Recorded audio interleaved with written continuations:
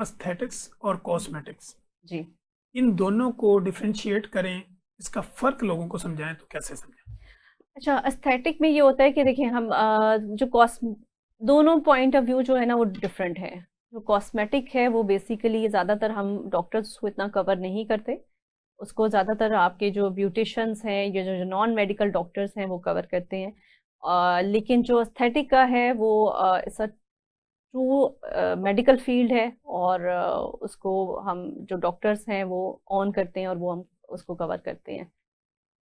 तो यानी अ, कॉस्मेटिक्स जी, और जी। एस्थेटिक दो दोनों क्लिनिक डिफरेंट पे है। ही परफॉर्म होती हैं, या कॉस्मेटिक सिर्फ सैलून तक होती है और एस्थेटिक क्लिनिकल प्रैक्टिस, एस्थेटिक होनी क्लिनिकल प्रैक्टिस चाहिए, जो कि है नहीं? जो कि अनफॉर्चुनेटली नहीं है, लेकिन होनी एस्थेटिक जो है वो कंप्लीटली क्लिनिकल प्रैक्टिस होनी चाहिए। और कॉस्मेटिक? कॉस्मेटिक अगर बिल्कुल वो आपके सैलून बेस पे हो रही है और वो सैलून से हटके भी हो रही है, लेकिन प्रैक्टिसिंग जो है ना that is should be the लेकिन अगर एस्थेटिक। कॉस्मेटिक सर्जरी की बात करें, वो तो क्लिनिकल में ही होगी।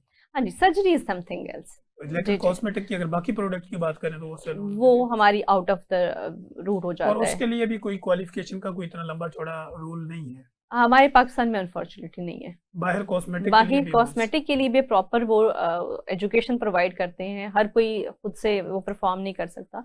अब जैसे एस्थेटिक सर्जरी में भी आता है, एस्थेटिक गायनोकोलॉजी है, एस्थेटिक सर्जरी है, वो भी हमारी मेडिकल फील्ड से रिलेटेड है। सो कॉस्मेटिक गायनोकोलॉजी भी है, ठीक है, लेकिन एस्थेटिक गायनोकोलॉजी मुझे जो मेरी पॉइंट ऑफ व्यू है कि वो मेडिकल बेस होना चाहिए।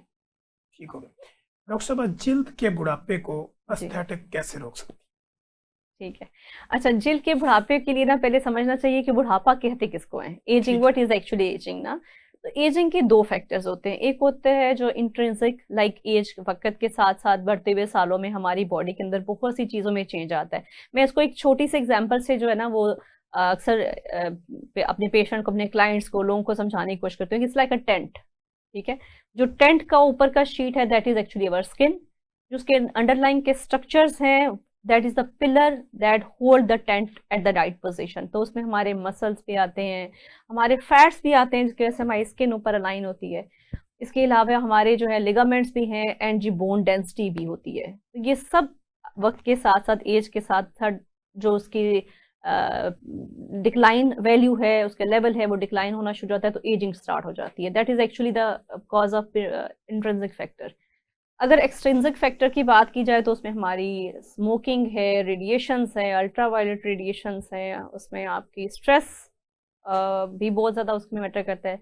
तो आरओएस जो है वो बेसिकली हम इसको रिलेट करते हैं, जो ऑक्सीडेशन स्ट्रेस है उसको हम रिलेट करते हैं कि वो is the main positive factor for the ageing process. तो आपका क्वेश्चन है इसको हम कैसे होल्ड कर सकते हैं? तो हम इसको इसी लेवल पे रख के कि जो जो पॉजिटिव फैक्टर्स हैं, हम उस पॉजिटिव फैक्टर्स को मैनेज करके हम इसको स्टॉप तो नहीं कर सकते। We can delay the ageing process only, but definitely stop नहीं हो सकता। ठीक हो। लेकिन बहुत खूबसूरती से हम इसको होल्ड या डिले कर सकते हैं। ठीक है। डॉक्टर साहब, एस्थेटिक ये कहा जाता है कि ये महंगा प्रोसीजर्स है, महंगा तरीका इलाज है। एक आम आदमी, जी, रिक्शे वाला, रेडी वाला, लेबर मैन, या वो अपनी फैमिली को अगर एस्थेटिक के किसी रोल्स में डालना चाहे तो कैसे डालें? बहुत अच्छा क्वेश्चन है डॉक्टर तमीरा आपका। अच्छा, इस ऑनेस्टली इज वेरी ट्रू।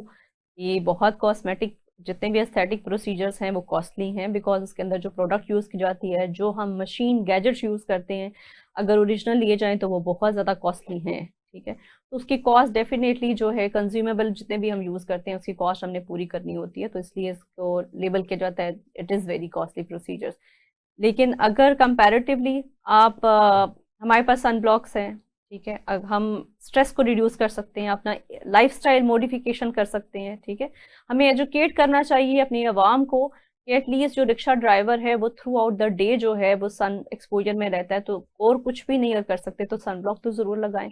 ठीक। अपनी नींद पूरी करें, ठीक है, आप फिजिकल सनब्लॉक अप्लाई करें, आप केमिकल सनब्लॉक अप्लाई करें, और एटलीस्ट जो कर सकते हैं। और ये हमने देखा भी है, मैंने अपने क्लाइंट्स के अंदर, कि जो ड्राइविंग फील्ड में लोग होते हैं उनको एक्सपोजर की वजह से एजिंग और पिगमेंटेशन, ये दो चीजें हैं जो सबसे ज्यादा उनपे अपीयर होती हैं as compare to the rest of the whole public.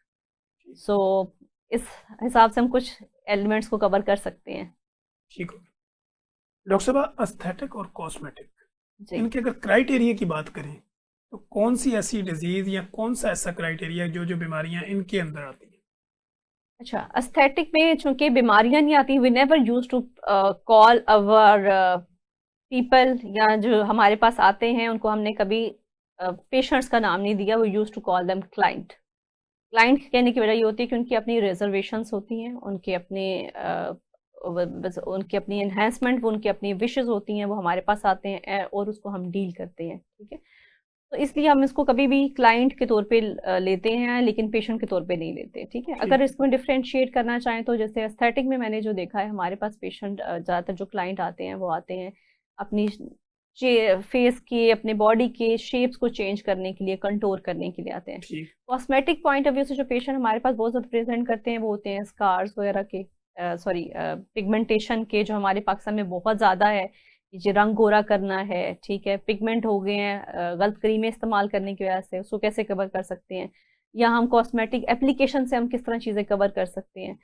तो दोनों में डिफरेंस है। अब हम एस्थेटिक में हमारे पास जो पेशेंट आते हैं वो पोस्ट टेक्निक स्कार्स के आते हैं, फोटो एजिंग के आते हैं हमारे पास, तो हम उसको उस हिसाब से एस्थेटिक पॉइंट ऑफ व्यू से उसको कवर करते हैं। ठीक हो।